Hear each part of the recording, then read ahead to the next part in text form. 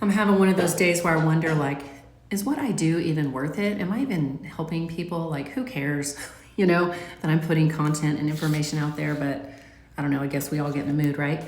And then I talked to somebody this past week who had actually gotten my book, Filthy Riches Trash Can Cleaning in America.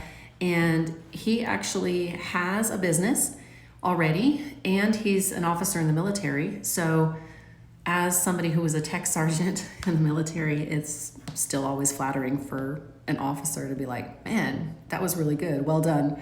So I don't know.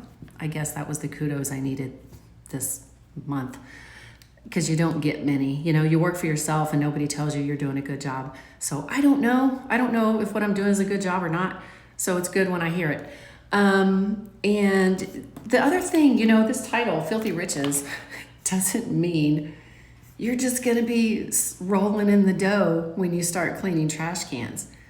But it does teach you how to fast track things in this industry. And I'm glad that officer was like, that's really great info.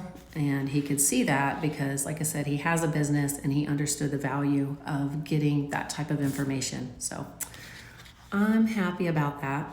Now, if you're just starting out and you're trying to learn about this industry, I have a free guide, and it teaches you how to be eager, make an edict, and engage in the trash can cleaning industry. See if this is even your jam, see if this is your game. And if so, then there's a way to fast track it like this officer plans to do, okay? I hope y'all have a good day, and glad what I'm doing is helping.